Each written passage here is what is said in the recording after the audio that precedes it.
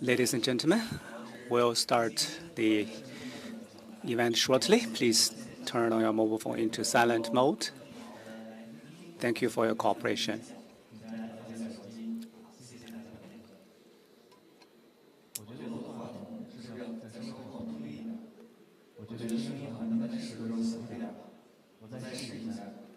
Testing, testing, testing.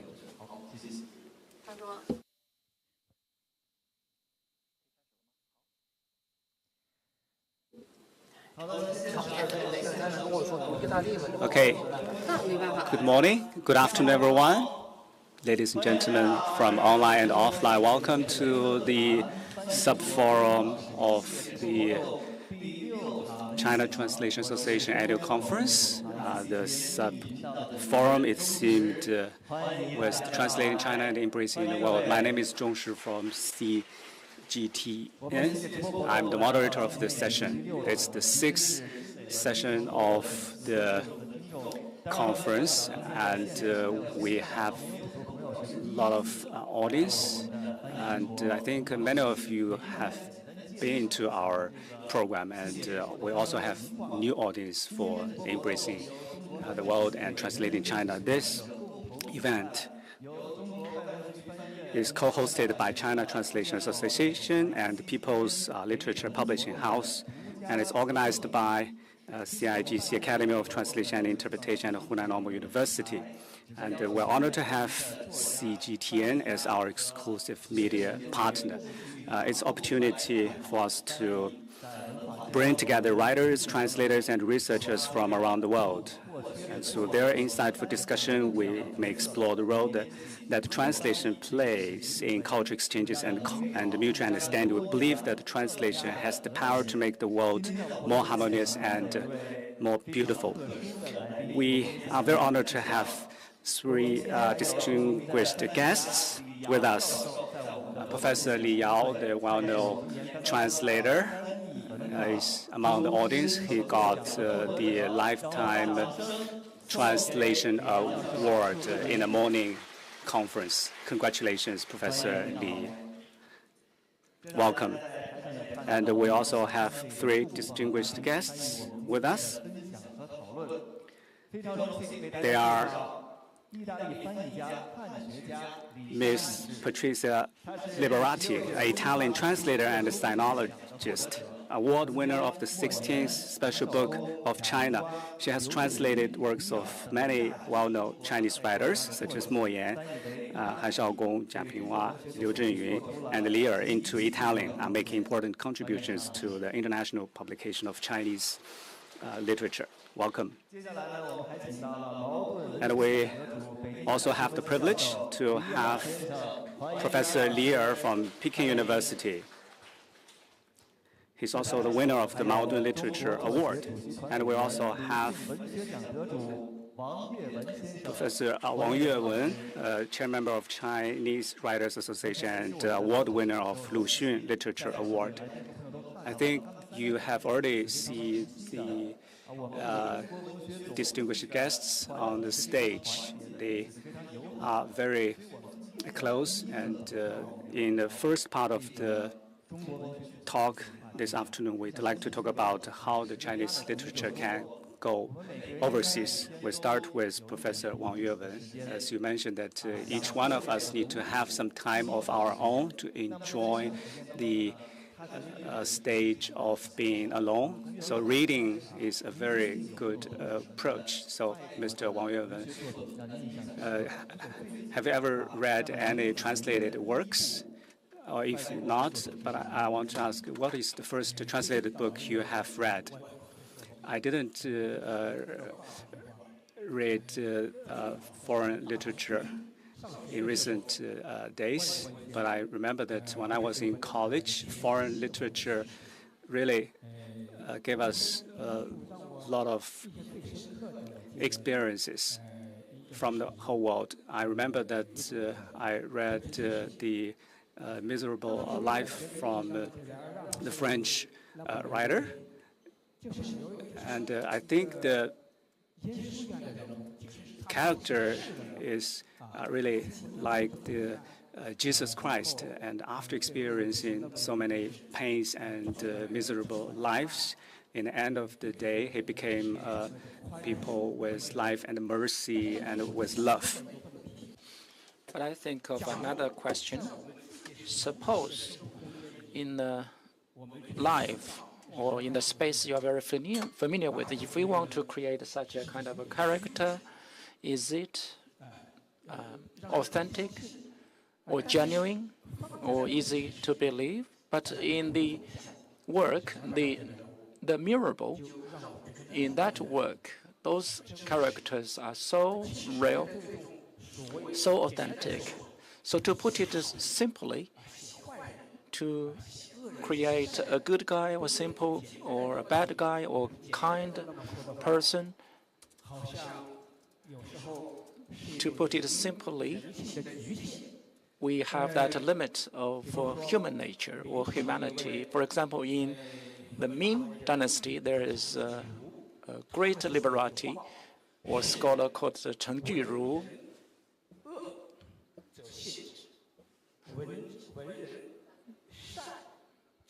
So if a person is evil, it is more believable. If a person is kind, people won't believe that so easily. If you say that a person is a good guy, people will tend not to believe his or believe him. So it is against our common sense, but it is about the nature of literature. In the literary works, if you want to create a good person, to the knowledge of everyone, people will feel that the person is surreal. So if it is a bad person, people will feel that character is real to our world. When I become a writer, I often think of this. After the artistic creation at the high level, that person, that writer has enjoyed that halo effect of humanism. That kind of halo will convince the readers. Talking about this, I will think about my novel called Home Mountain, Jiashan. It creates a lot of wonderful things about the goodness in the society, but people feel it is still very authentic. I'm very happy for that. Thank you. In the Home Mountain, we do not have those very tragic or very comedian plots, those ups and downs in the storyline, but we need all those elements in our daily life. And just now I shared with your thoughts about your reading of The Mirable. So in that way of presenting the characters or working out the plots or storylines, have you been affected by that? The growth of a writer may not be directly known by the writer himself directly.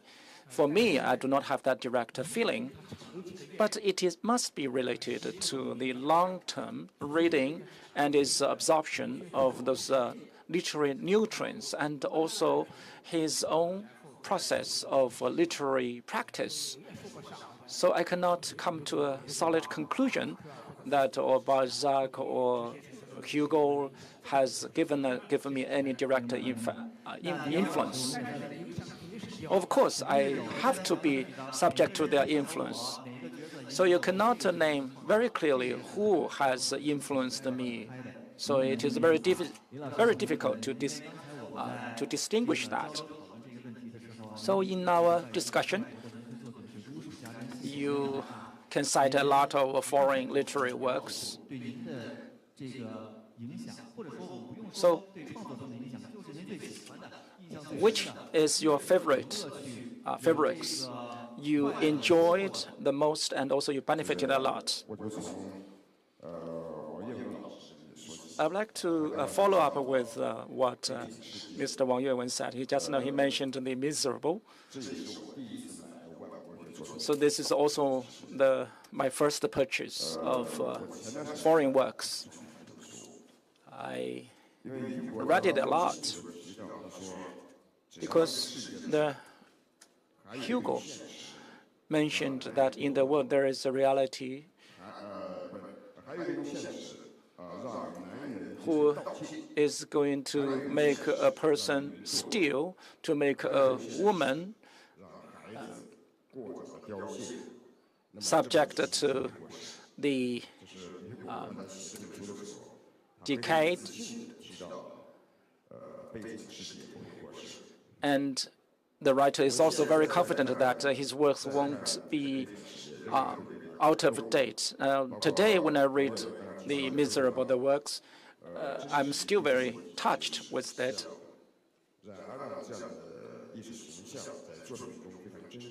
So we got a very real-to-life character, and the writer is very bold to create such an artistic character. But for today's or contemporary writer, they dare not, or it is a difficult job for them to create such a character because the readers won't be that easy to be convinced.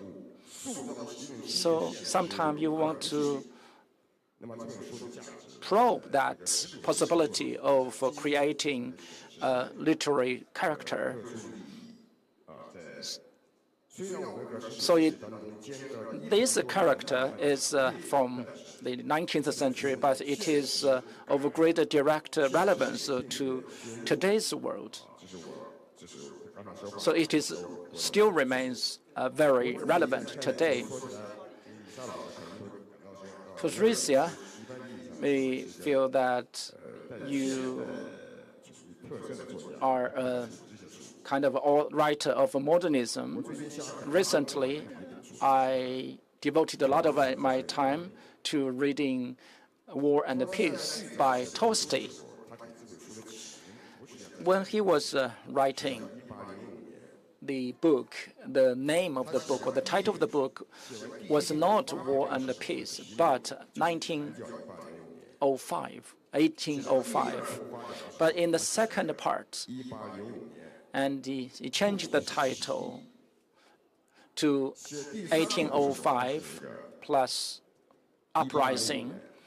And the third book is called the 1805, Everything's Fine.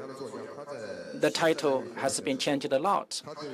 So when he was writing the book, his opinions or viewpoints about the War and Peace has been changing. At the very start, he tried to talk about Decembrists.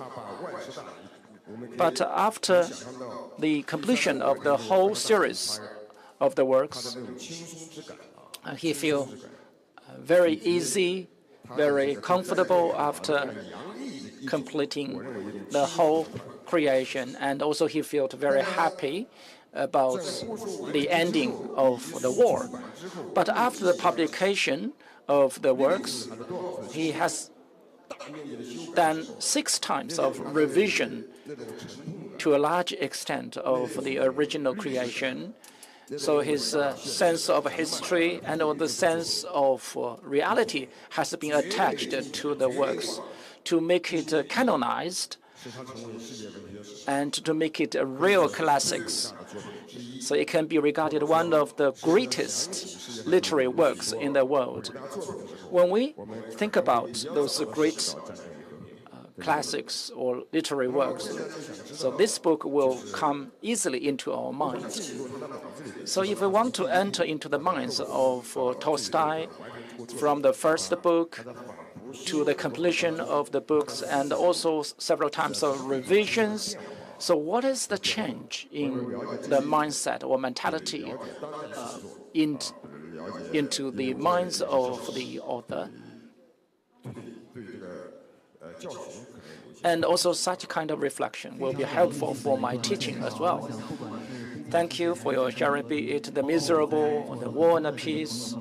A lot of our friends and guests here have already read it, maybe the whole book. But we have not proceeded from the perspective of the writer, the historical background, and also the change of the minds, and also the process of writing those books. So Mr. Li feel very dearly about that. So this is my first time to see Patrizia. Should I call her Li Sha? So I don't know how to address you. I would prefer teacher Li Sha. But do you like this title? Do you like the way we address this? I prefer this. I would prefer Li Sha. So I'm afraid you call me professor because I'm not. I cannot teach anyone. I think 老师 is okay. A teacher made me feel very close. So I will call you Li Sha 老师 or teacher Li Sha. So starting from you, you came to China in the 1990s. When you have got a very long time of preparation before you enter into the career of being a translator, I believe you have traversed a lot of uneasy journeys. So what is the story behind? So first of all, I have never thought of becoming a translator because I think my Italian is not that good. Of course, Italian is my native language, but I'm not so confident about that. To be a good or qualified translator, so first of all, you must be very, very competent or proficient about your native language. That is the precondition to translate the literary works from another language to your native language. I have never thought of that. One day I went to Shanian bookstore in Beijing, Art Gallery Street, in that lane. So I've got my master and also my teacher visited that bookstore. I saw Mo Yan's Sandalwood Death book. That book's titled Sandalwood Death. And I was given that book as a present. I cannot put down that book once I started to read it. So when you are learning a foreign language, rarely you have a book you enjoyed reading that much. You couldn't put it down. I couldn't put that book down, Sandalwood Death. And then I told him, it's such a wonderful book, and he suggested that I translate it. And you can, first of all, translate the summary, work out the summary of the book, and can link you to a publisher. And then we got the English book Peach. I have written the summary for 8 times, subject to a lot of revisions. So that is the start of my first translation. Gradually, I got familiar with it, but it sounds like there are a lot of opportunities or lovely coincidence. If you did not fall in love with this book, you are not translated, or if it's not for free, and I don't have my master with me that time, so if it is not a present for free, you might not translate this book. C'est la vie, it is life. So life is full of lovely coincidence. There are a lot of beautiful memories. If it is not for those coincidences, nuances, we might not have with you a very excellent translator with me to translate a lot of Chinese literature to foreign languages. So looking back, are you confident with your Italian, your mother tongue, with more than 20 years of translation? I get more know about myself, my country. For the sake of translation, I have to find the equivalent in my mother tongue.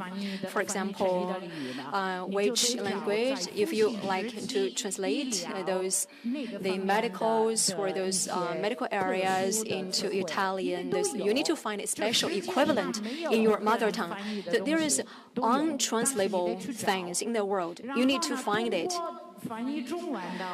In the process of translating Chinese, I get touching to those areas I might not get to know otherwise, and I get to know more about my language, my mother tongue, and my Italian mother tongue is getting better and better. And that same goes to many audiences because they are translators themselves.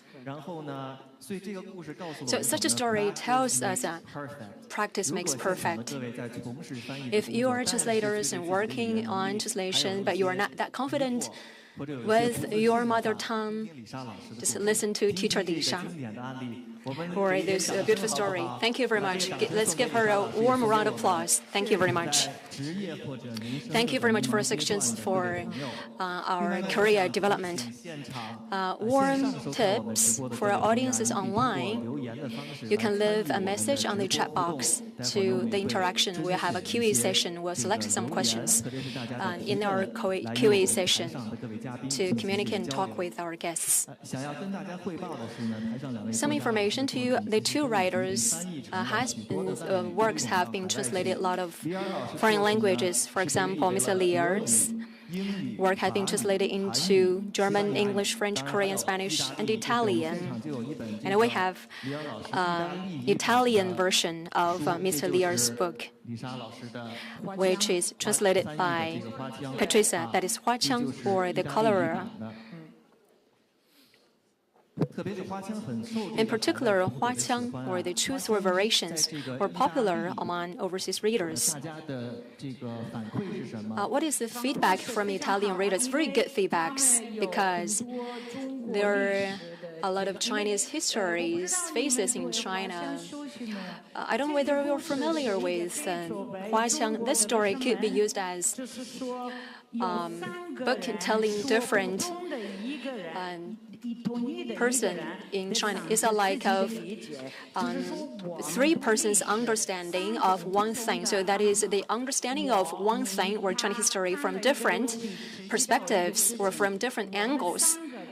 So for one thing, for different people have their different opinions or different way of telling the stories. So that is how the works. So history is not objective, it is subjective. It is subject to a person's understanding. My history might be not the history in your opinion. So that is how the Italians like it. You need to live something that is not certain of the protagonist. So that is open to the understanding of the readers. You can take a look at the cover. I don't know whether you can see it. There is a visual mistake. One person is looking at the mirror, but this is not how a person looking at the mirror. But you never know who is this protagonist, betrayer or thief or hero, or whether it is he is existing or not. That is how the Italian readers like it, and I think everybody likes it. Such kind of story speaks no borders. It's very popular worldwide, be it the books or films, or be it the successful translators or the promoters of the books, and you're very good at marketing. Apart from Italian, the French version of Huaqiang also reprinted, and German version were also very popular in Germany. So the writer, Mr. Lier, do you know why this book is very popular among overseas readers as the originator of this book? What is this part that is what are the attracting part of this book? And thank you, Patrizia, and other translators. I myself I know that this book is not that easy to be translated, or even very difficult to be translated. Now, there are a lot of translations. Several translators, when they complete the translation, they had some mental challenges after translating this book. Maybe that is not directly related to this book. They take the initiative to choose to translate this book.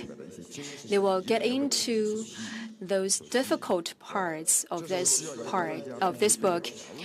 So a translator must have the ability to get into the stories and get out of the stories.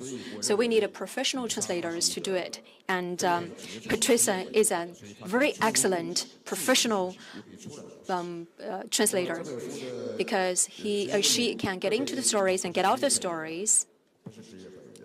But for some of the translators, they are not professional translators, so it's very hard for them to get out of the stories. So we need to be professional to translate the books. In different countries, there are different feedbacks. For example, in Germany, a lot of people like this book because Germany was previously separated by the Berlin Wall. In Wang University in Germany, this book has been selected in the course. They have several course hours to introduce this book. And Marxists also attended to this university. It is very popular in Korea because the Korean peninsula also had such kind of history of divided into North Korea and South Korea, or similar to the cross-strait relations. In the 20th century's revolutions, different fightings or power competitions of the revolutionaries, as well as different people's lives, ups and downs during that revolutionary times. And that will influence some of the people that are interested in the socialist practices in the 20th century, those movements,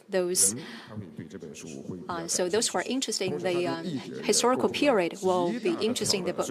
And that is very challenging for a translator to translate this book. And I recommend to invite Patrizia to a restaurant because I'm very sorry to those first translators. And Patrizia get to know this book at a very long time ago, the same as the Sandalwood Death, because this book, together with Sandalwood Death, on the first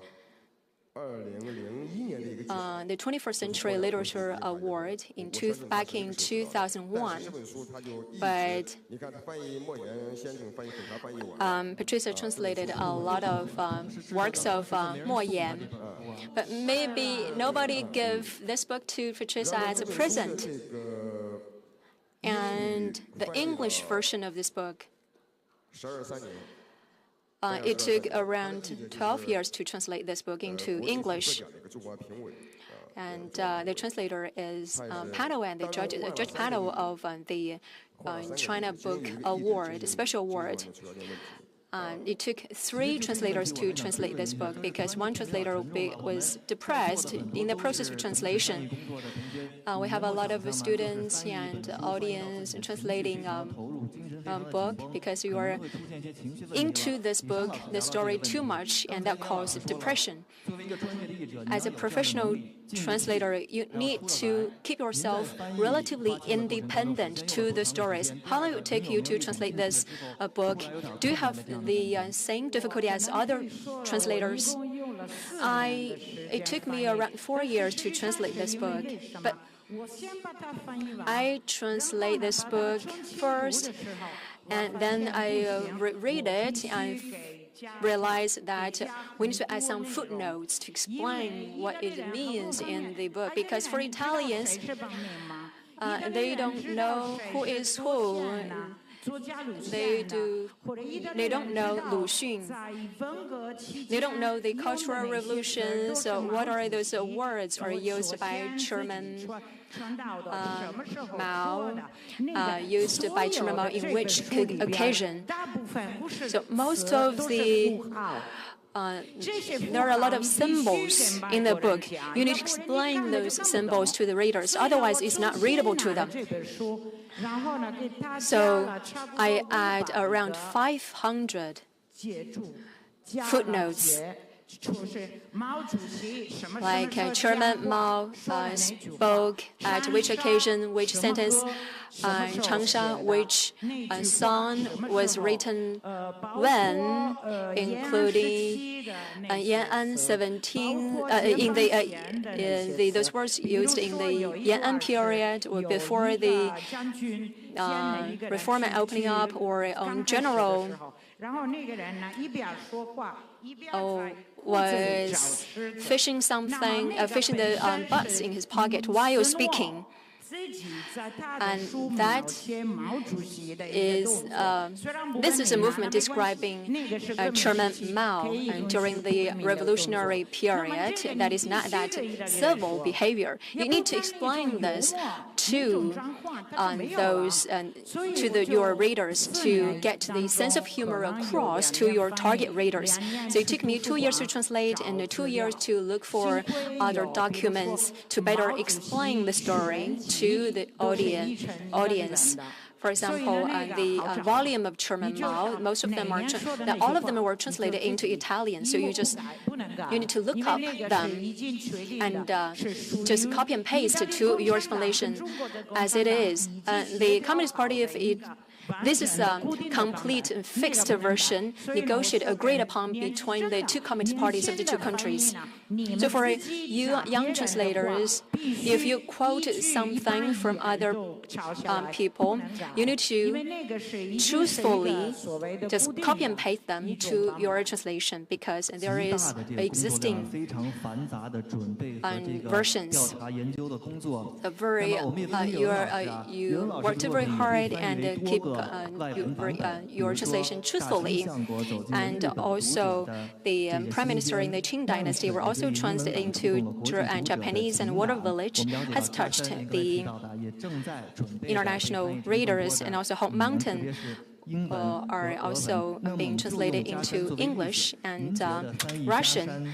Taking Hong Mountain example, if you want to look for a translator for this book, what kind of a translator do you think is better qualified, in a better position to translate the Hong Mountain? Because the storytelling of this book is very flat. It's just telling the ordinary people's life. First of all, this translator must know Chinese culture, in particular in the 80s and 90s in the Chinese villages.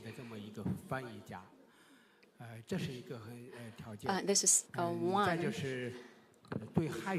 And also be very proficient in Chinese language. The true Sinologist. Apart from that,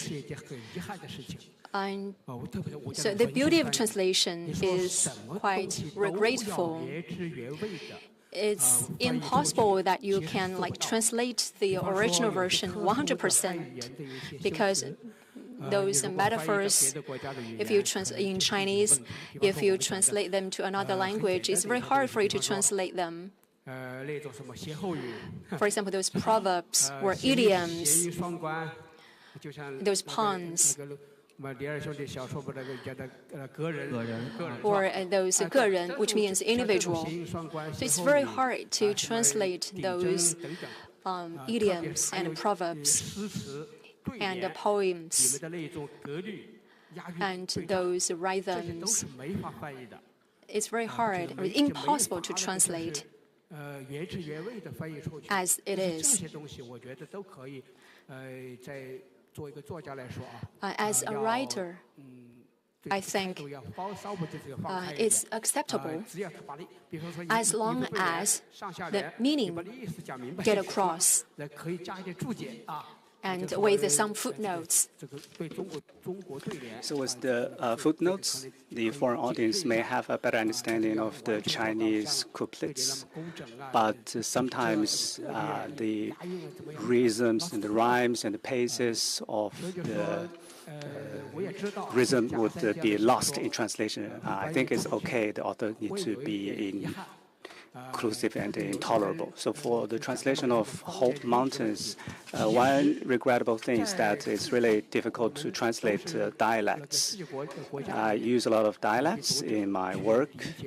It is not easy to be understood by the foreigners. And many of the dialects can be easily understood by the native Chinese speakers.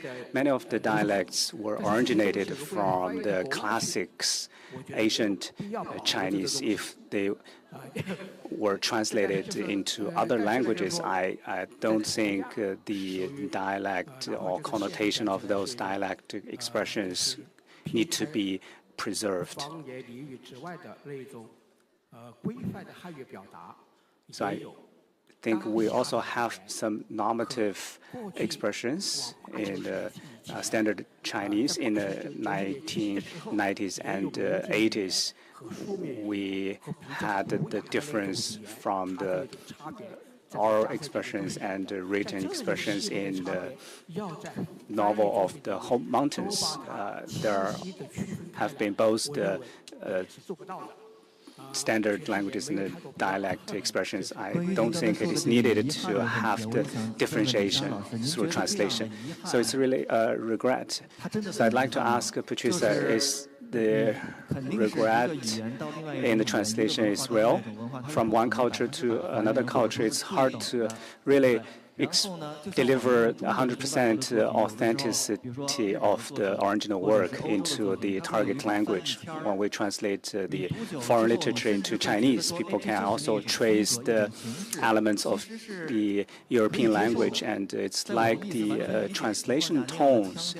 People find it acceptable when we read it, and it can be sign of translation, or it is the beauty of translated works. So I'd like to ask you whether you find something regrettable in your translation into Italian. I think translator need to move between the flavor of the original language and the tones of the target language, and we need to strike the balance between the foreignization and the domestication, and you should not move very close to the target language, and you should leave some distance from the target language, because it's the translated work instead of the original text written in the target language. So I believe we need to preserve the sense, the meaning, rather to preserve all the forms of the language. In Italian, for example, in translation of the dialect, probably I can find a local dialect from Sicily or another remote region in Italy to translate the dialects used in the Chinese work. So probably this is an approach for our translator to translate what Mr. Wang Yuewen wants to express in his novel. And probably we can also add some introductory words or the explanation, so that our audience may have the a glimpse of the message from the original work. And we help the readers so that they can move into the story with our translation.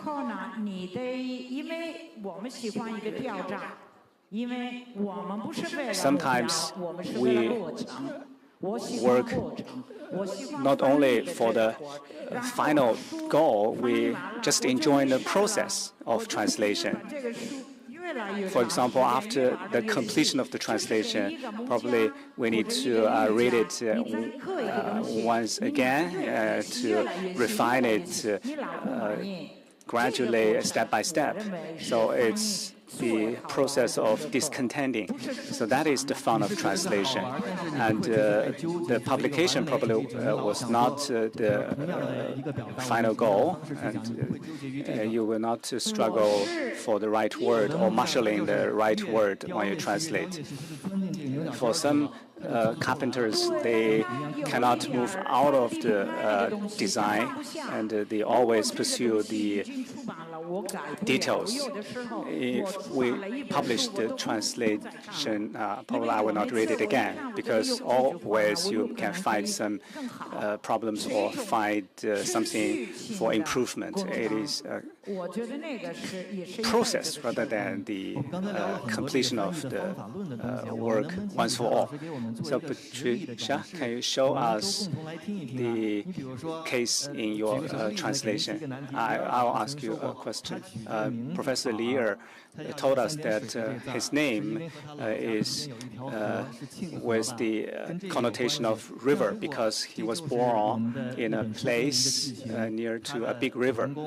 So in a story, probably Professor Li also gave the name with the water element in the Chinese. So how do you translate?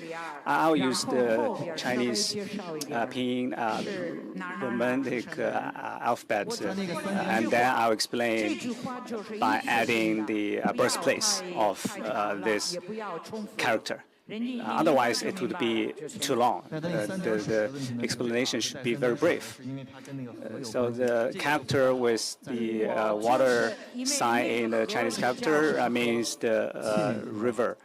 So I can add that Li Er was born near Qing River. That's why he adds something in the name. So I don't want to add too much information to distract the audience away from the key messages, because one name is not the most important thing in a novel. Probably people need to follow the plot of the novel instead to remember all the names. For example, Yu Hua's novel character is called Li Guangtou. If you write Li Guangtou, and it's impossible for you to explain everything about Li Guangtou every time when it is mentioned. Probably in translation, we just translate the name into the Chinese Roman alphabets, Li Guangtou. We do not explain the reason why he was called Li Guangtou, because he's bald, without hair, because name is just a name. So I think for the writers, their works translated into other countries, usually how do you find the translator, or is translator found by the publishing house, or you pick up the translator all by yourself? I think it's it depends. For example, my novel, 大清相国, Japanese publishing house contacted me, and they told me that they want to translate my work into Japanese. And sometimes the writer needs to find the translator himself. And we have seen a number of the sponsored programs in various countries. They sponsored the program, and you accept that the book can be put into a certain project sponsored by the state. So for the Japanese translation, actually the publishing house approached to me, and my book, Water Village and Home Mountain, is now translated into other languages. It's the same approach. The People's Literature Publishing House came to me, and they actually did the translation all by the publishing house itself. I do not have the eligibility to, screen the translator and find the right one. As you mentioned, the qualified translator need to know the culture, particularly the culture of the rural area in Hunan province in the 1980s and the 90s. So we'll make it a standard for the translator. I think it's very hard because you can rarely find the translator who had the life experience in Hunan in the 1980s and the 80s. It's really difficult, so I trust the publishing house to find the right person to do the translation. Professor Lear, I have a question for you. As a writer, it took 13 years for you to finish In Wu Xiong. And in the translation, do you think that the translator should spend the same time, energy, and efforts in doing the translation? Otherwise, the original flavor cannot be reproduced. I myself respect the translators, and I trust them as well. I think the mistakes cannot be totally avoided in translation because there is always a gap between the original and the translated version. I believe that Bernstein once said that the great works can survive the translation mistakes. So, can you accept a lot of mistakes in translation or just a few? I think for the narrative discourse or the novels, the space is bigger, and usually we can tolerate more mistakes. Chang Wenxuan, who used to be my leader, he showed me one example. He said that when the translator translates the monkey which is crying on wooden steps, no matter how you translate, you cannot make it wrong because all the messages, the suspensions are there, no matter how you translate. So a monkey is sitting on a wooden tomb. Why the monkey is crying on the top of the tomb? Probably the monkey was owned by the tomb owner. So you cannot make it wrong in translating this message. So for any narrative information, we can generate the public space between the writer and translator as well as reader. So the writer should have 100% trust on the translator to do the translation of this kind of works. If there is some mistakes in the translation, there is no issue of right or wrong, only some mistakes or deviation from the authentic message.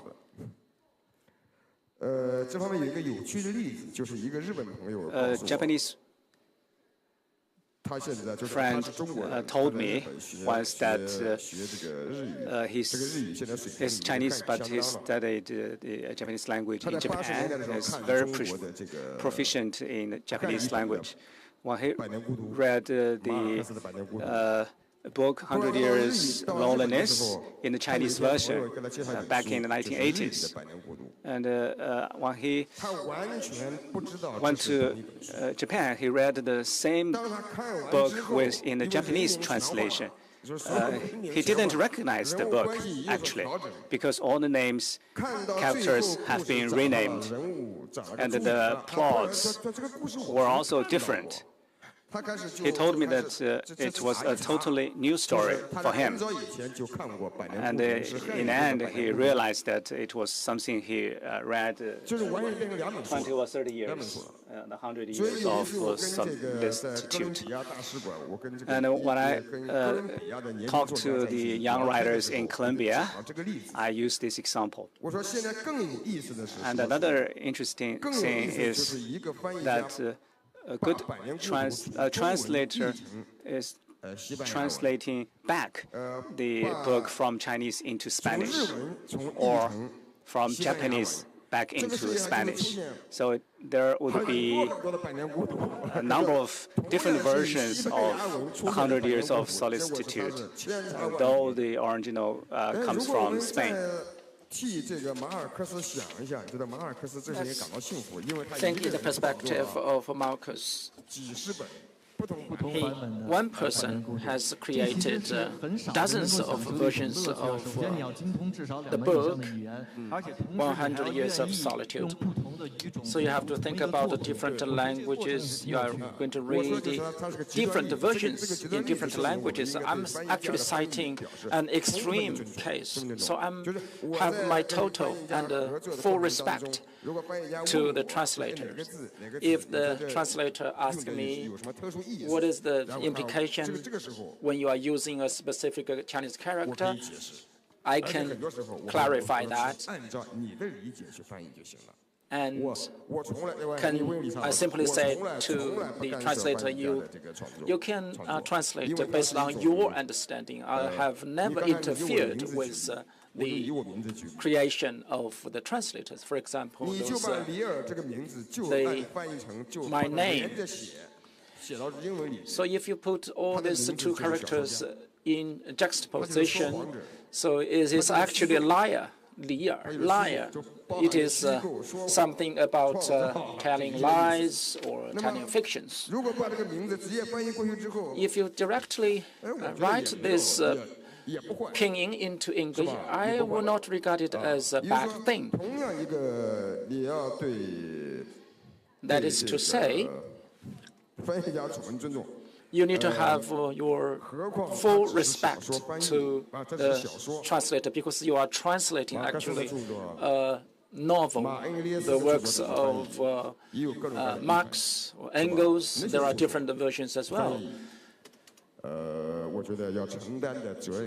Then translators has got even more grave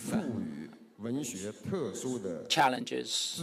Well, for literary translators, they have more autonomy and more freedom. So I appreciate your tolerance, inclusiveness, and your high level of trust to the translators. And during our session, during our program, I have already received a lot of questions and comments from the online audience. I would like to read a few of them. In CGTN, in our WeChat video account, do you think the current technical level or the modern technology will help the communication and the spread or dissemination of your works? So this is a frequently asked question. So this is a question that is, does AI will replace a human translator when a machine has got any emotions? It can replace my work. I'm not afraid of that. When you mention the word about emotion, what kind of emotion should the AI have? So first of all, based on my translation experience, so I'm translating those live writers. I know them. I have very close relationships with them. I have drinking baijiu with them before. I have got dinner with them. So I have a lot of conditions and a lot of advantages to express what the writers think about. And also the humors are different, minds are different from the original writers. But AI doesn't have that. So as long as the machine or AI has a humor, we can talk about this question. So a person can cry, a person can laugh, a person can have humor. So far, AI cannot do that. So AI is only helpful when I'm in office translating a document. I will ask the AI to process that. But I cannot totally rely on AI. Otherwise, it will be a great waste of my time. And also, I have to invite a native Chinese to proofread the works of AI translation. But for literature translation or literary translation, AI cannot do that. I wonder whether I can share with you a joke. Let's listen to that. So in English, 油菜, it is called rape seed. But one of my interns, and he said that we want 2 gin of rape seeds. But there's another meaning as to the English word rape. But the AI answered that you cannot get that rape seeds. In Italian, the AI said that the 2 genes of 强奸 or raping cannot be found. So if the AI cannot distinguish the differences in terms of the meaning, so for example, for 2 gene or 1 kilo of something, it must be food or grain that is edible. So as long as I can live, I cannot see AI is qualified for that. So in another 30 years, so I'm 60 years old this year, a lot of teachers and a lot of teachers are 80 or 90 years, so I have still 30 years to go. I'm not afraid of that. From your answers, I have a question that you can get along, deal with these writers, dinner together with the original writers. So without the original writers, so I cannot have my translation. And the writers said that I will give you a lot of autonomy, a lot of room for you to do your own creation. So I have a very great and heavy duty on my shoulders. So for even a punctuation mark,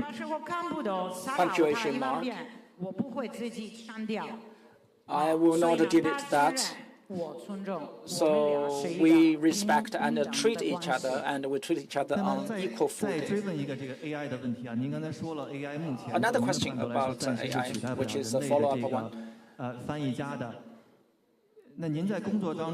In your translation, do you exclude this supporting roles of AI? Do you accept those AI's supporting functions as a professional translator? You will completely rule out the participation of AI. Of course, AI is helpful.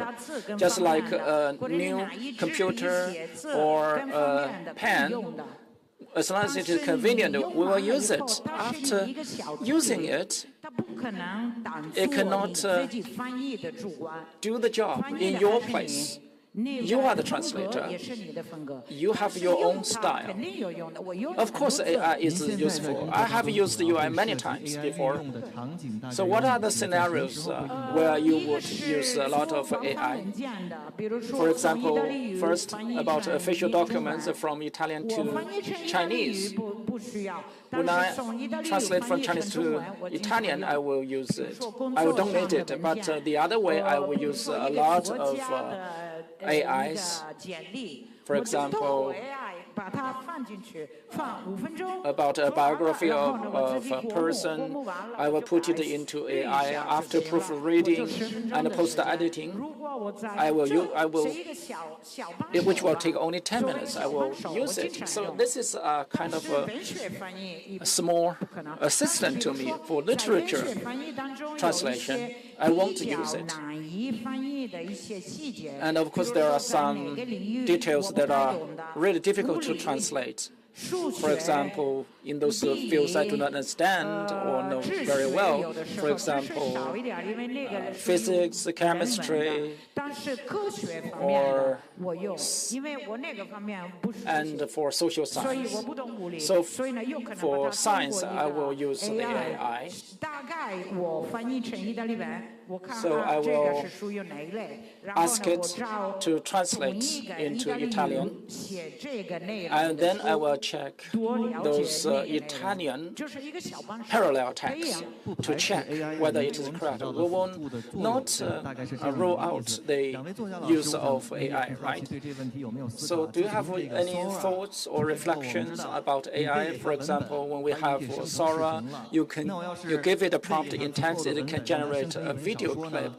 If one day it can generate a novel, for example, about the Xipu region of Hunan province, and you can give it a prompt, or the AI can generate a novel, you can set the word limit.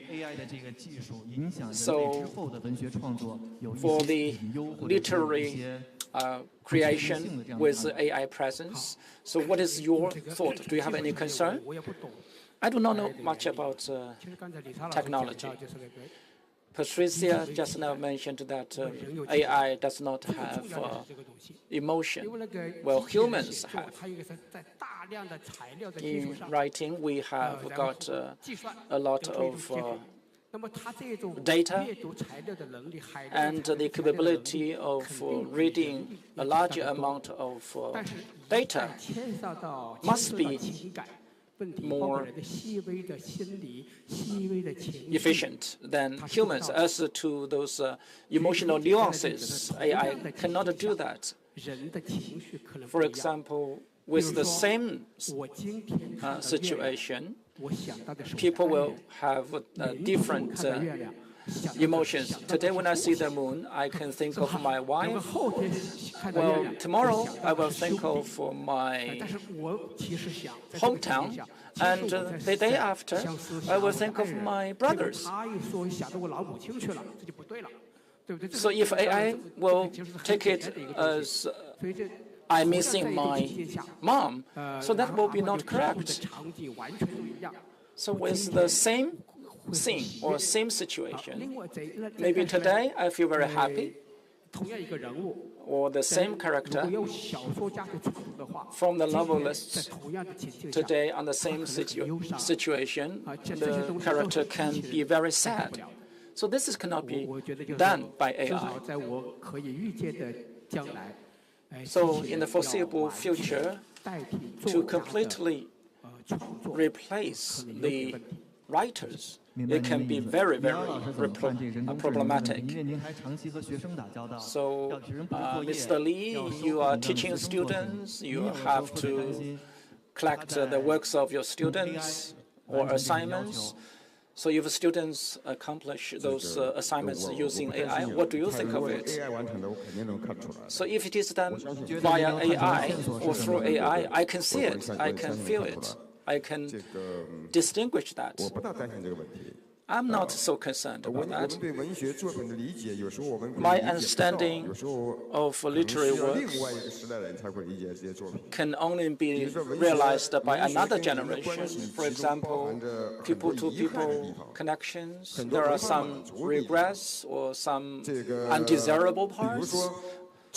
For example, in this era, the greatest works have not yet been established or worked out, or even the greatest works have already been there, but we do not know that.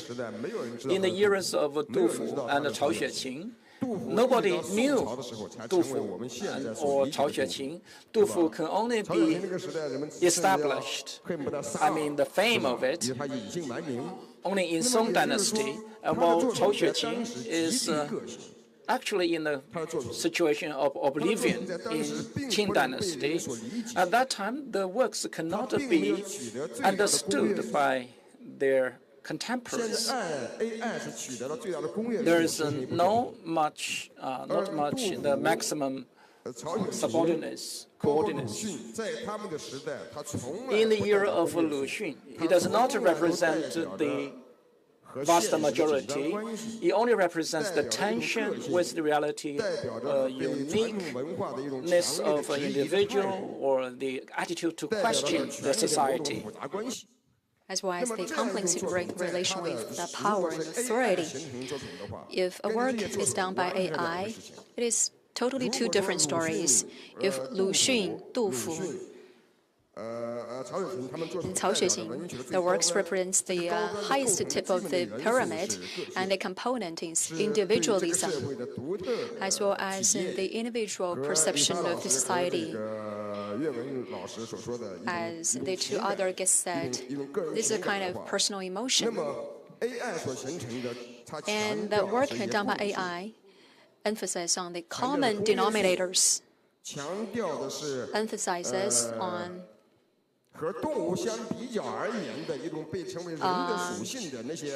the elements or nature of human compared with other animals. Actually, this is very common, not that individual. I can read those stories every day. So for the literatures, those masterpieces, now, what is the meaning of? What's the point of writing literatures? For the readers or publishers or translators, there is a requirement for them. So, do this country, in this era, this nation, or in this world, do you need Shakespeare? Do you need Tolstoy? Du Fu or Cao Xuexing, or a work done by AI that can do whatever you ask them to do, or ask it to do. So the power of choosing needs to lie in the hand of the readers. At least in today's age, in AI's capture of human emotions as well as the creation of literatures, it's impossible for them to replace our aesthetics and preference of literature works. And the audiences online, can please continue to leave your questions, and we will ask the guests on the stage to reply to our questions when it is proper. We just talk about the relationship between the writer and the author. I'd like to ask a high-level question to Patrizia. Do you think it's a new creation by translation or kind of restoring of the text? This is a quite complex question. Just as Lear, the book of Mr. Lear is like a child of him, and I just changed the clothes of that child. I cannot just cut a limb of the child, so I need to protect the intactness of this child and to add another layer of explanation to the reader. I might need to do some work of explanation or interpretation. This is translation is done for the sake of explaining some of the idioms or proverbs to find the Italian equivalent of them. And just a little of adjustment here, so that is catering to the preferences of the Italian readers. So I will do some translations in this process, or a kind of adjustment in this process.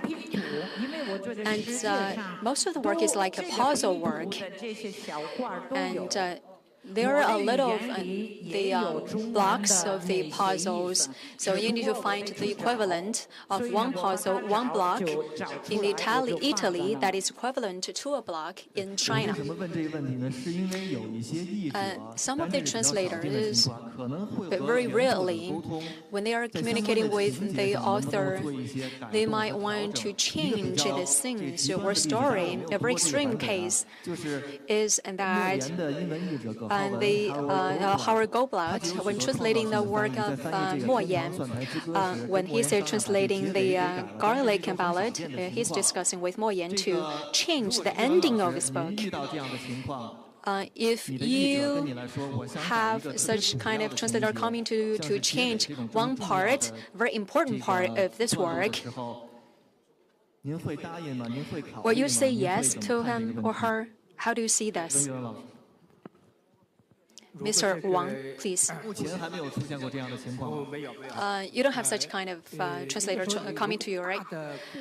If the stories, like the opening part, the ending part, if there are some changes which is totally different from my work, if the translator is discussing with me, and by agreeing upon it, I might agree.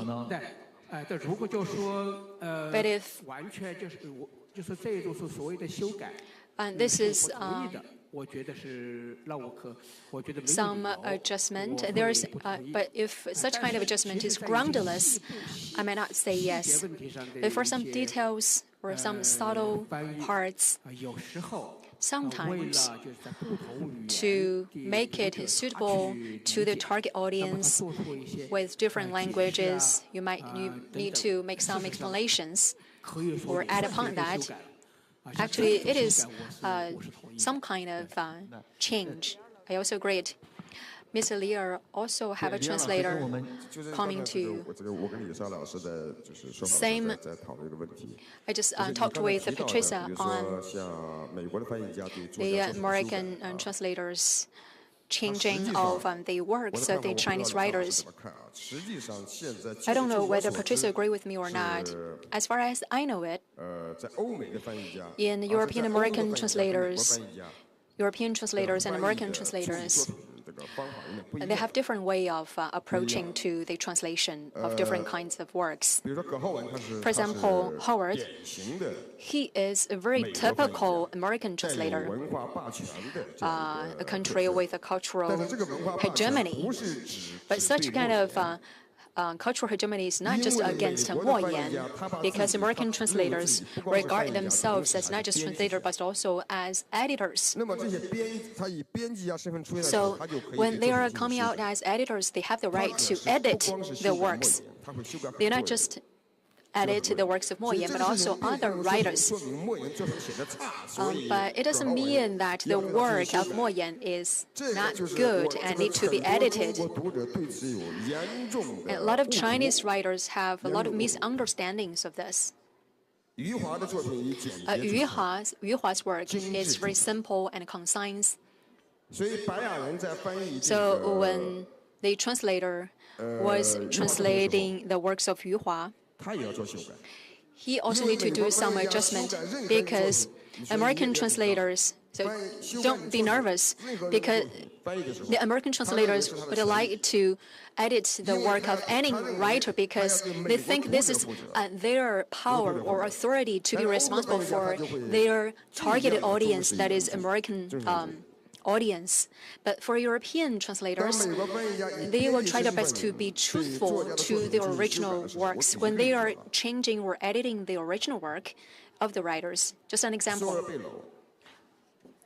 Sur Bello, after the World War II, a writer that is comparative to Hemingway. When they give the works to the editors just edited the work here and there, and this is a Nobel Prize award work. But after the translation, after the edition, it is the editors to edit the work and translate the work into different languages. So the power right of editing the original work is recognized in the society of America.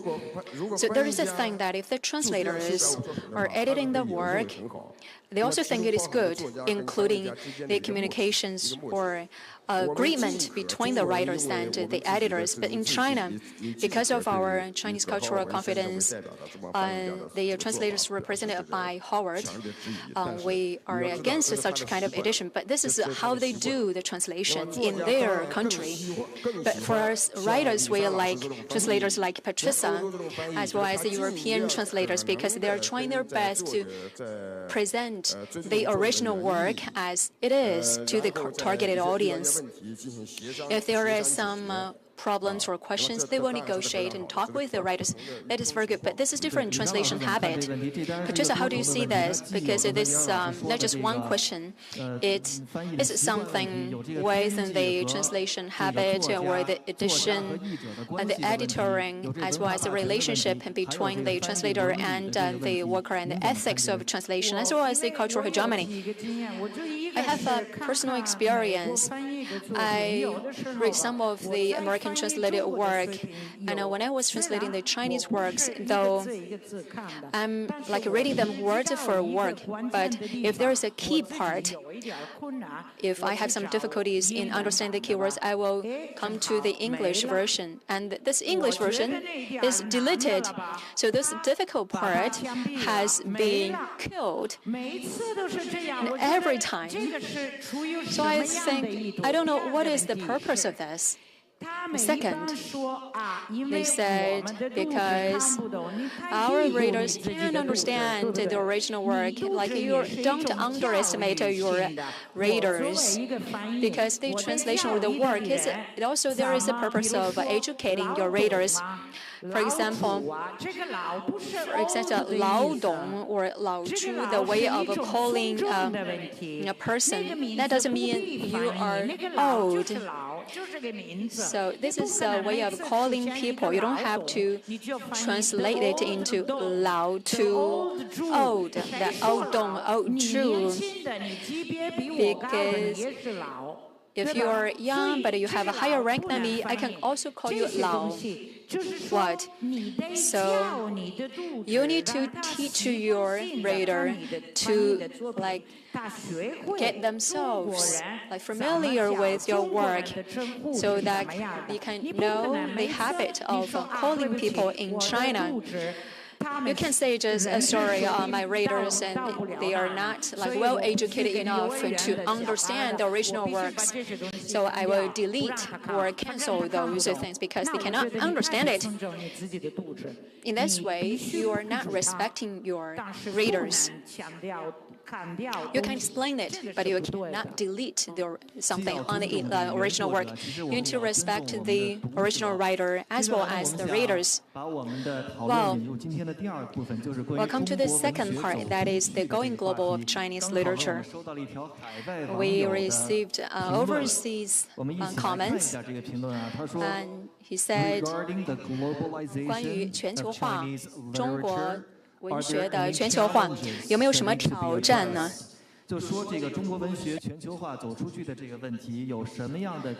What are the challenges in the going global of Chinese literature? So by challenges, maybe technological translation, as well as promotion and publication, and how we can promote those strong and representative Chinese works to other countries. Patrizia, what is your take on this question? So first, translate as much as you can. Second, the translation institutions or companies to help the writers to make a website on the profile of the writers and the main works of the writers and translate them into English. For example, just in 2 or 3 pages, translate the works just 2 or 3 pages into English, because English is a mostly spoken language worldwide. Or maybe if Chinese is the prevailing language, you don't have to translate it. But now English is still the largest common denominator. So by the help of English, you can help the overseas readers to know the Chinese works, because there are a lot of great works in China. We need to introduce the young translators to join us and translate them into English. So that the government, projects like development, translation, and that will be helpful in terms of the economic development, because the publishing houses worldwide, they are in the middle of crisis brought by AI, internet. A lot of the books cannot be published. So we need to have some funds and support from financial supports. We should also train more young talents, young translators, because translation is not a well-paid job. And of course, in the public awareness, people don't give too much emphasis on translator. And usually in the publication, the name of the translator was sometimes even not mentioned. So the social status of translator is not high enough. So for all the translator, we just work from our passion instead of getting social status or getting enough pay. So if you are asked by the audience that as a successful translator, if somebody is interested in literature translation and wants to be fully dedicated to the work, what's your suggestion to this young people, young person?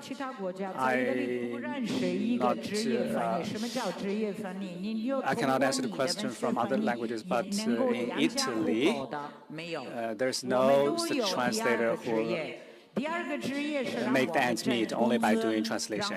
Most of the translators have a second job, and we actually do translation in our part-time. If you want to be a professional translator, you need to do the translation of science, technology, political documents, and it's more profitable, and probably you can earn 3 times more than doing the translation for the literature works.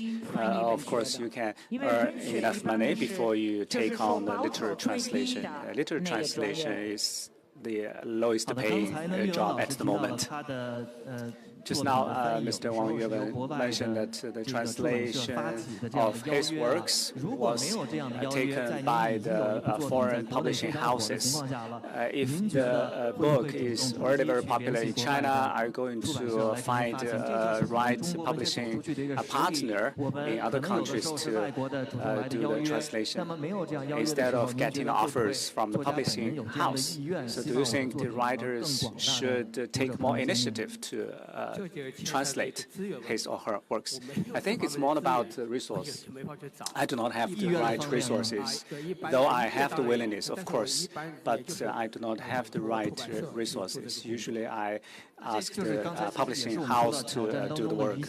So it's a big challenge, as we are talking about, right? Yes. If you don't have the resources, you cannot do it. Professor Lear, what do you think? Sorry, what's your question? Can you repeat? I mean, if your work is already popular in China and you want to make it more accepted in other countries, so do you think the writer should take the initiative to find the publishing partner and translator to do the translation? I think I will go to the publishing house that I have worked with. For example, I asked Patrizia, and in the lunch, I asked her, are you going to translate my work in Wuxiong? Patrizia told me that he's now engaged with many other assignments. Probably you need to wait, and probably it takes more meals and lunch and dinner to get the partner to accept your offers. But sometimes they are too busy to accept your offers. And it depends on the time and the opportunities. In years of translation, probably, Patricia, you have your personal preferences in picking up the right works to translate. But if you decide to engage in the translation of a work, what do you think are the criteria of the work? What kind of work would you like to pick up? So if I like the work, I will do the translation. In my life, I always find that you can always do something good if you love the work. If you don't enjoy yourself, you can never do a better job. So I think the first criteria is to like it. And for other conditions, it can be those can be solved. For example, the money, the funds. If there's no funds, probably it's difficult, but you can always find the sources. And even though the pay is not very high, it can serve as motivation for the translator, and it is also a simple token of the work they are going to do. While for the time, I really hate to say that some sponsors require very short time for the translator to complete. I don't think it's fair. Usually, when I translate a book, I will complete the first draft and I will put it aside for some time, to say 1 month or several months, and I will be engaged in other businesses, and after some time I will go back to the first draft, and I may find more problems from a different angle, and I may have some new ideas, and I will put these new ideas in my revision. So I think that is the right process of translation. If you are in a rush, you will have a very strict deadline. It's really hard for me to take the job. Another problem, another question for you. The status of Chinese literature in a world literature stage is really a big question. Decades ago, when the Chinese movies went to the international market,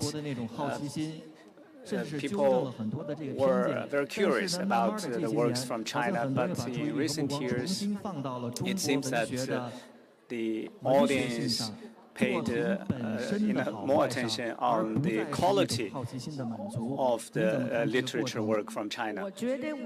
So what do you think?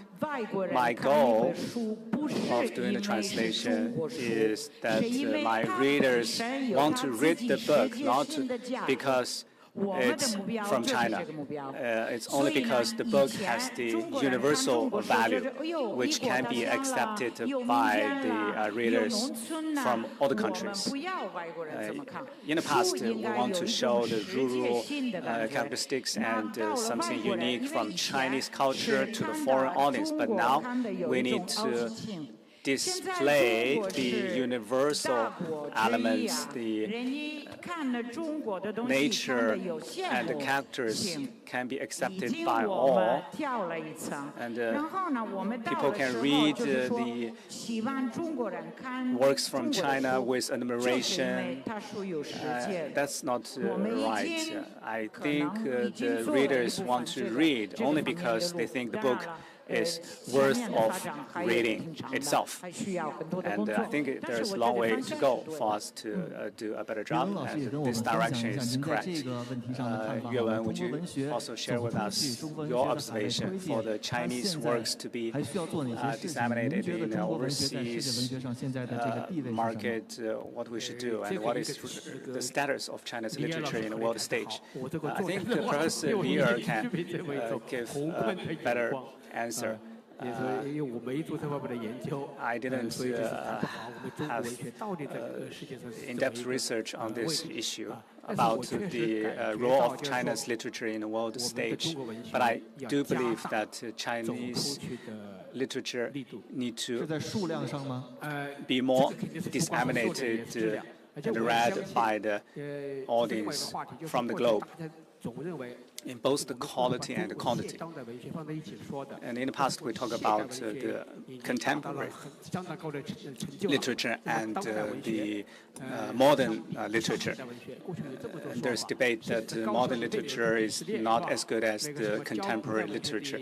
For example, in higher education, the professors teaching ancient literature is something higher than or better than the professors teaching the contemporary or modern literature. But I think in terms of quantity, we have seen the number of high-quality publications of the modern literature, and I agree with what Professor Li mentioned, that we are going to leave valuable legacies to our future generations, and we have already seen the works from the modern writers.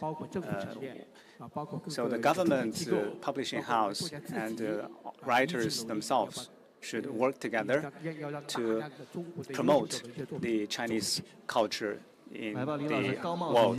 Professor Li, it seems that you are the right person to give the answer to the question, how do you view the dissemination of Chinese literature to the rest of the world? I actually didn't think of the problem a lot, and I don't expect China's literature can be widely promoted in other countries. So for the high-quality work or the work meaningful to the Chinese audience, it's not easy to be renunciated from other culture. Take Lu Xun's work as example. His works were mainly translated into Japanese, and it's rarely translated into English. You may not realize that, but it's true. For the works of Lu Xun, only a number of publishing houses list Lu Xun's work in their publishing plan.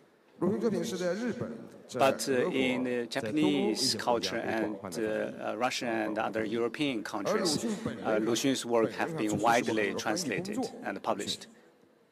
And Lu Xun himself was a translator too. He's a very prominent writer in China, and his work was not even widely translated abroad. So no other writers can complain that why my work is not translated into other languages since it's so great. So I think for all the writers, we should have the right awareness, and we cannot be as great as Lu Xun. So we should not expect all our works be translated into other languages. So for the ordinary writer, if the works can be translated into other languages so that the foreign readers can have a glimpse of the Chinese culture and the life of the ordinary Chinese from those great works. So what should we do?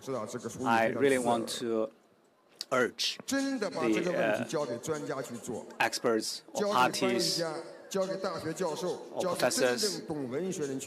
Probably the translation should be done by the right people who know the literature, who hope to disseminate the Chinese culture and the Chinese literature, but I think they can only provide funding and no other guidelines or authoritative directories. I want to add, Mo Yan is a great author. He's also a Nobel laureate. The reason why he got the Nobel Prize is that his work was translated by Howard Goldblatt. So I do believe there are a number of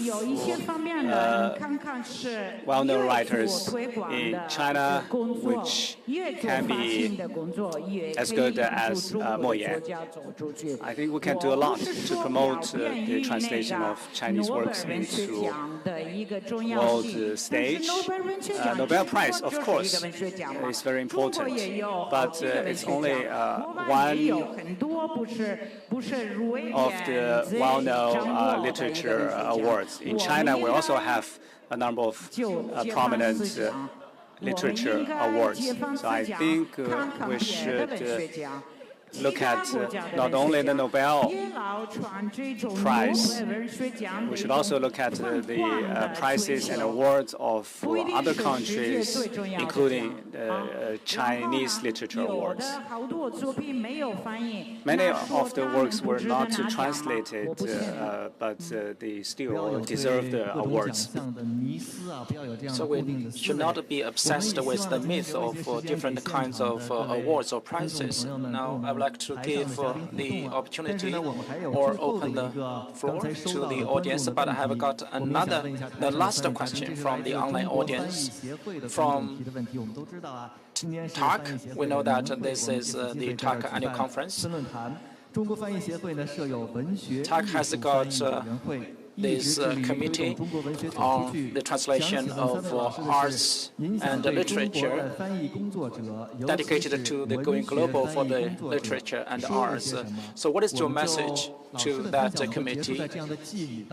So let's end our session with your last message. Mr. Wang Yuewen, what is your message? I'm very grateful to the literary translators. So my personal message,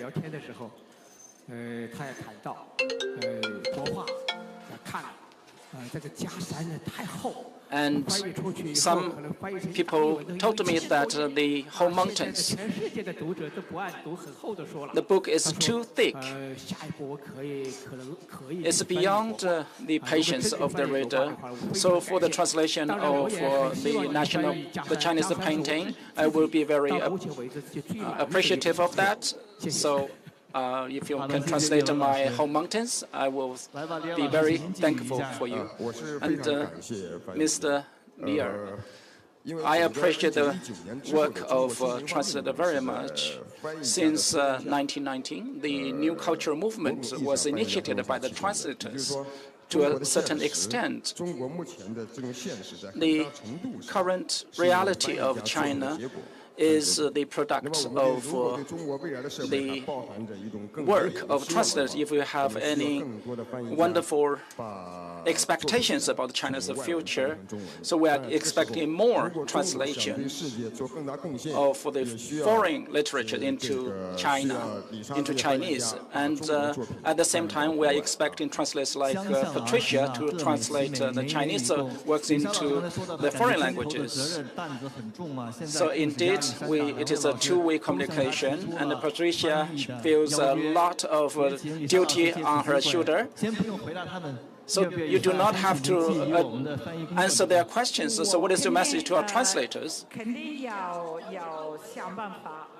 Definitely, I will try all my best to translate Mr. Wang's the Chinese painting into Italian. I do not know much about your works. I'm going to have a look at your work first, and I would like to have a message for the younger translators.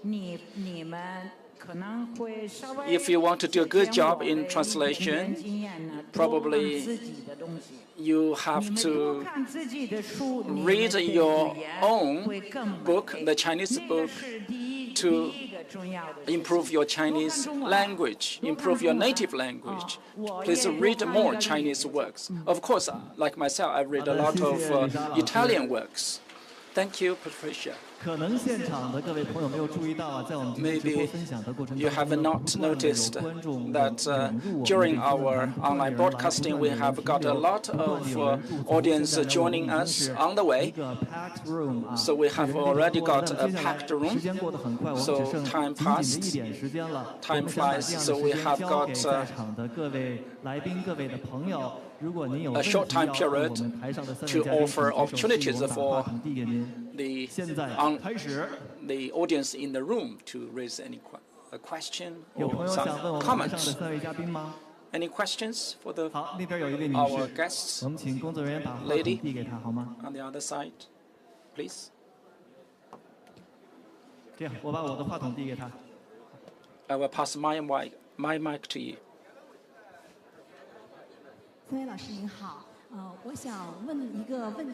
Good afternoon. The three panelists in the process of translation of the works of Mo Yan or other writers. So do you have that requirement of a high level of fidelity, or do we have to observe or convey the literal meaning of all these works? So what is your practice in facing the theme of fidelity in translation? So in general, these writers and the translators are very tolerant and very open and having a lot of trust to the work of translators. Do you have any other things to add? So actually, we have already answered the question just now. So I'm very strict. The writers are very tolerant. So I'm very strict with myself, and they are also very tolerant with me. So we have both way toleration. Any other questions?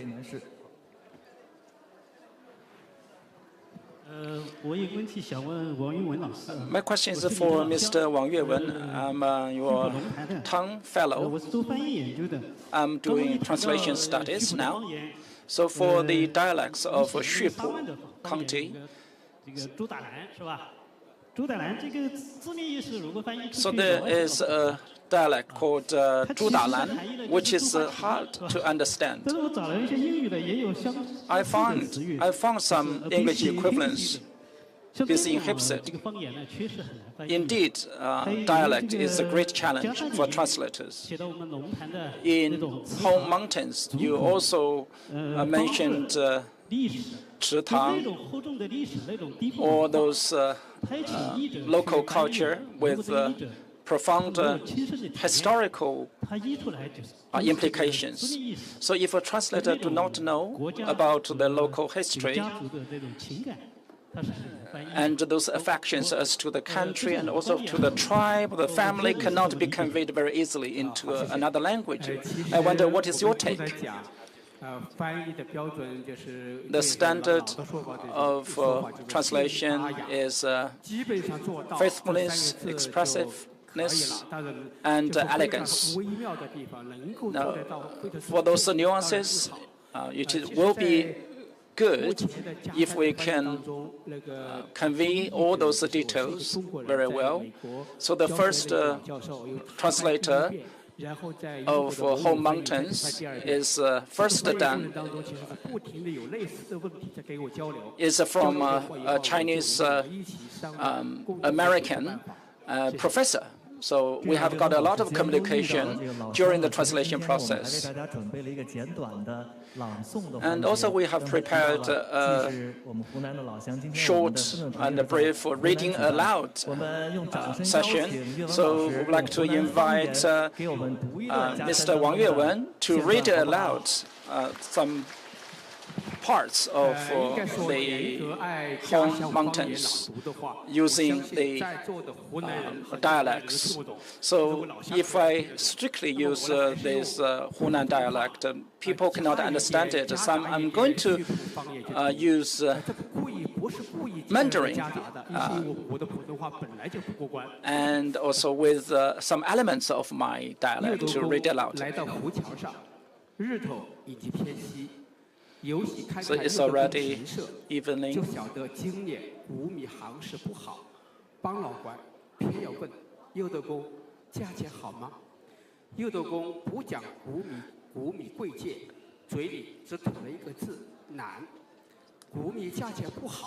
So the two characters are checking whether the rice is at a very good price.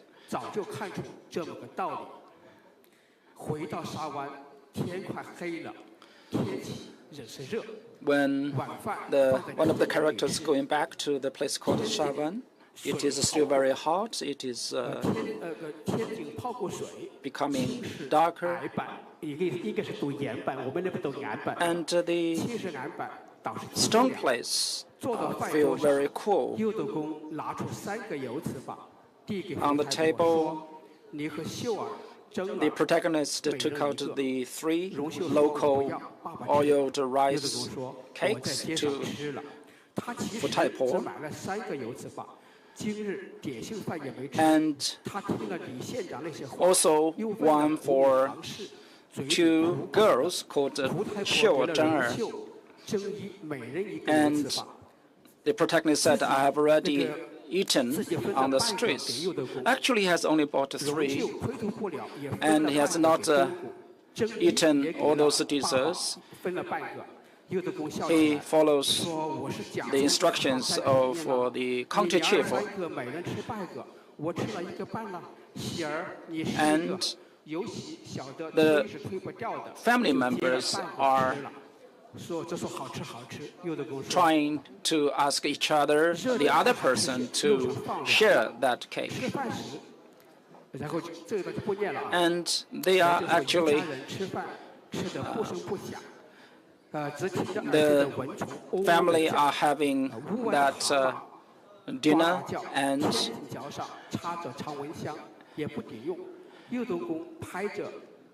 there are mosquitoes. Toes are making their noises,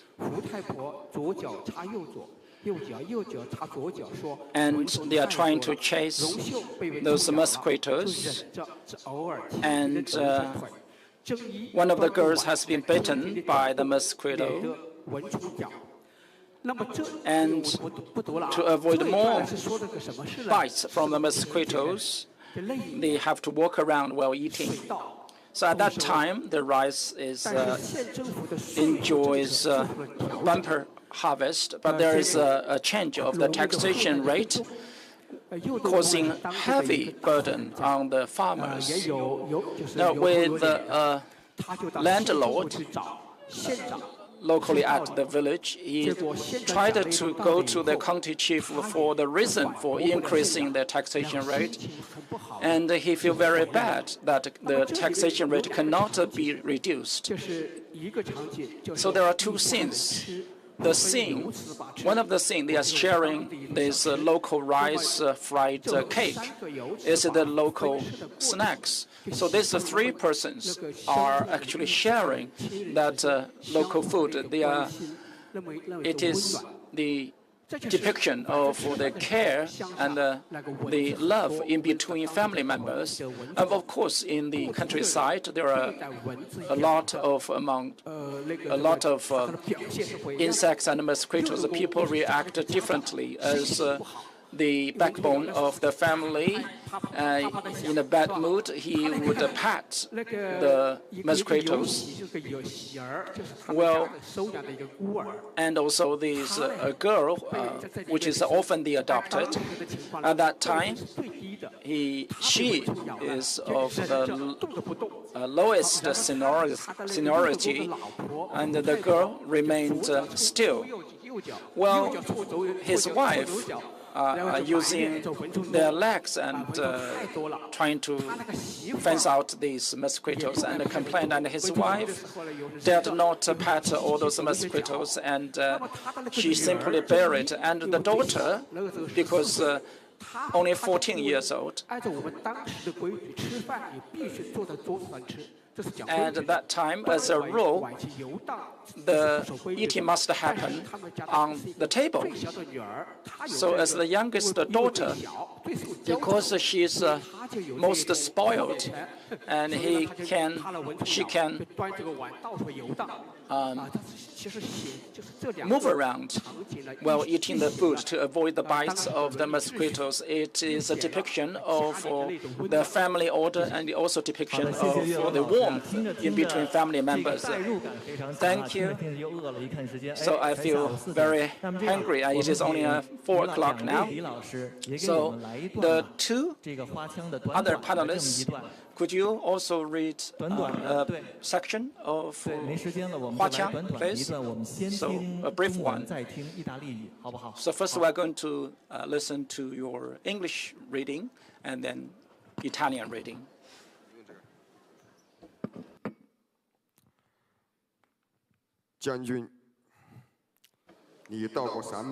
General, have you ever been to the northern part of Shanxi province? I will not ask a question. I'm talking about only donkey. Donkey is a treasure. It is a long-term worker, plowing, dragging those carts. Donkeys are different, are indispensable. So when you are cursing somebody, you are cursing the person as a donkey person. If you are very unhappy about yourself, you will curse yourself as a donkey person. So don't laugh at it. I will talk it as it is. So when you are happy, you will whisper like a married woman. When in Yan'an, for the first time, I will never spare my efforts in neighboring. We've got the army of Hu Zhongnan attacking us. The army must relocate and evacuate. I have a wounded soldier on my back, traveling all those mountains and also the valleys. So I've got a nickname, a little donkey. I feel very happy with that nickname. I would enjoy that nickname even in my dream. And finally, later, my nickname was changed into Donkey Ski.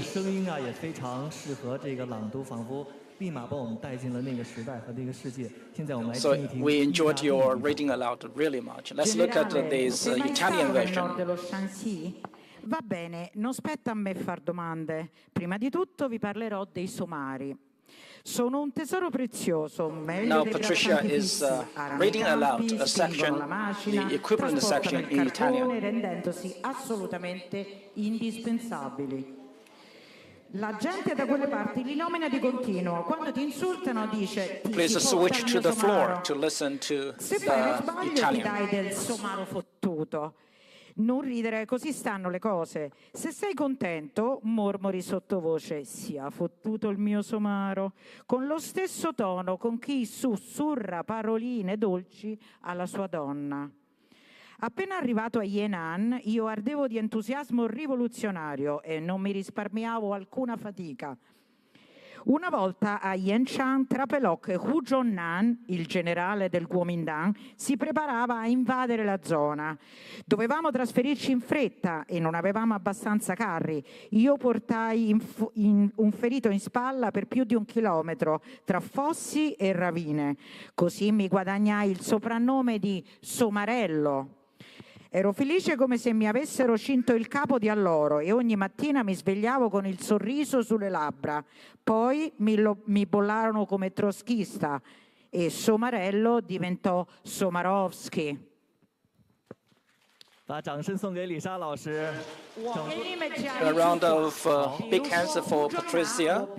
For example, Hu Zhongnan, I have to add Kuomintang general, because otherwise you won't know what about, for example, about Topai, I have to annotate Topai to help readers understand. This is a must. So the reading aloud of the Chinese version and Italian version will mark the end of this session. Thank you again, the 3 distinguished speakers, for your sharing of your wonderful thoughts. And also I would like to thank all those friends and also the audience in the room. I look forward for more opportunities to have the discussion with you about literature. Thank you. Bye.